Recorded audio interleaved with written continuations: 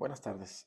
En junio de 2021 hubo reformas importantes a la ley de amparo, entre otras normas, y en parte de ellas se modificó la forma en la que se crea jurisprudencia, principalmente por parte de la Suprema Corte de Justicia de la Nación. Por ello estimo conveniente hacer unas breves reflexiones respecto de estas modificaciones en cuanto a la creación de jurisprudencia. Como ya lo dijimos en un video anterior, la jurisprudencia es la interpretación o se conforma con la interpretación que hacen los jueces de las leyes y que reunidos los requisitos necesarios en términos de la legislación que la regula, esa interpretación es obligatoria para los tribunales según sea el órgano jurisdiccional que la emita y puede utilizarse eventualmente para llenar lagunas legislativas, según sea el caso. También la Constitución Federal establece que la ley fijará los términos en que la jurisprudencia emitida por los tribunales del Poder Judicial de la Federación sobre la interpretación de la propia Constitución y normas generales será obligatoria. Así, la ley de amparo establece tres formas de creación o establecimiento de la jurisprudencia. Una de ellas es por precedentes obligatorios, la otra por reiteración y la última por contradicción. La jurisprudencia por precedentes obligatorios la establece la Corte a través de su pleno o sus salas. La jurisprudencia por reiteración la establecen los tribunales colegiados de circuito. Y la jurisprudencia por contradicción la establece el pleno o las salas de la Corte, así como los plenos regionales, antes plenos de circuito. Obligatoriedad de la jurisprudencia. ¿A quiénes obliga? La jurisprudencia de la Corte es obligatoria para todas las autoridades jurisdiccionales de la Federación y de las entidades federativas, incluyendo los plenos regionales, con excepción de la propia Corte. También la jurisprudencia que emite el pleno de la Corte es obligatorio para las salas de la Corte y el resto de las autoridades jurisdiccionales a que nos hemos referido. En cambio, la jurisprudencia que emiten las salas de la Corte no obligan al pleno de esta. La jurisprudencia que emiten los plenos regionales es vinculante para todas las autoridades jurisdiccionales a que nos hemos referido, salvo, siempre y cuando sea de la región, salvo para la Suprema Corte de Justicia de la Nación y otros plenos regionales. La jurisprudencia que emiten los tribunales colegiados de circuito obliga a las autoridades jurisdiccionales de su circuito, sean de la federación o de las entidades federativas, con excepción de la Suprema Corte, plenos regionales y otros tribunales colegiados de circuito, aunque sean del mismo circuito. Ahora, cuando la Suprema Corte de Justicia de la Nación, los plenos regionales cuyo funcionamiento se prevé en diciembre de 2022, o los tribunales colegiados de circuito establezcan un criterio relevante, elaborarán una tesis respectiva, la cual se publica, como ya lo hemos dicho, en el Semanario Judicial de la Federación. Ahora, eh, de manera más concreta, ¿cómo se crea la jurisprudencia por precedentes obligatorios?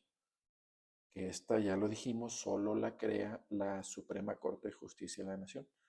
La novedad, ya lo dijimos, es que las razones principales que justifiquen una decisión contenida en una sentencia de la Corte constituyen jurisprudencia, siempre que, en caso de que sea el Pleno el que emite esa resolución, sea aprobado por una mayoría de 8 votos y si es alguna de las salas, por mayoría de 4 votos. Cabe aclarar que los argumentos de mayor abundamiento o similares que no constituyen las razones torales de una sentencia no pueden constituir jurisprudencia.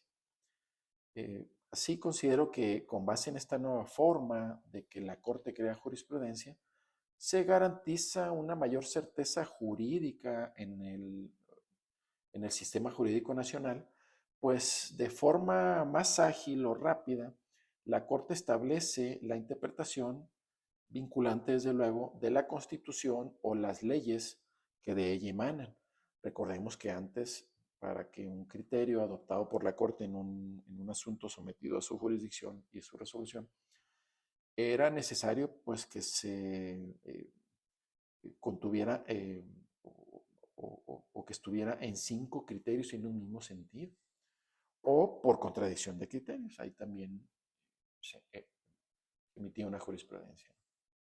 Ahora, eh, ¿cómo crean jurisprudencia los tribunales colegiados? Por reiteración, bueno, esto no ha cambiado desde la ley de amparo anterior. Siguen siendo 5 sentencias no interrumpidas por orden contrario y no son obligatorias, como ya lo dijimos antes, para la Corte, las cuestiones de hecho y derecho que no son necesarias para justificar la decisión de un tribunal colegiado. ¿Cómo se crea jurisprudencia por contradicción de criterios? A través de este tipo de jurisprudencia se dilucidan criterios discrepantes sostenidos entre salas de la Corte, plenos regionales o tribunales colegiados de circuito. Ahora, ¿cómo se resuelven las contradicciones de criterio? El Pleno de la Corte resuelve esas contradicciones que se suscitan entre sus salas o entre plenos regionales o tribunales colegiados de circuito de diferentes regiones o circuitos. Las salas de la Corte resuelven las contradicciones que se suscitan entre plenos regionales o tribunales colegiados de diferentes regiones o circuitos. Los plenos regionales resuelven las contradicciones que se generan entre tribunales colegiados de circuito de la región de que se trata. Así, al resolver estas contradicciones, dichos órganos pueden acoger uno de los criterios discrepantes, sustentar uno diferente o declarar inexistente o sin materia la contradicción, sin que la resolución adoptada afecte situaciones jurídicas concretas de los juicios de los que derivaron esos criterios. Ahora, ¿quiénes pueden denunciar la contradicción de criterios? La ley de amparo señala que los ministros de la Corte, los integrantes de los plenos regionales o tribunales colegiados de circuito o los de apelación, los titulares de los juzgados de distrito, las partes de los asuntos que motivaron esos criterios y el fiscal general de la República. Ahora, otro supuesto, ¿cómo se interrumpe la jurisprudencia a la que hemos hecho referencia? Bueno, los tribunales referidos que crean jurisprudencia, en principio, no están obligados a seguir sus propias jurisprudencias, pero para apartarse de ellas están obligados a proporcionar argumentos suficientes para justificar el cambio de criterio. Y hecho lo anterior, se interrumpe la jurisprudencia y deja de tener carácter obligatorio. Los tribunales están obligados a seguir su propia jurisprudencia, aunque se haya emitido por diferente integración. Luego, interrumpida la jurisprudencia para integrar una nueva, se sigue el procedimiento que cada tribunal establece, según lo señalamos con antelación. Bien, hasta aquí algunas notas respecto de la creación de la jurisprudencia en términos de la ley de amparo. Gracias.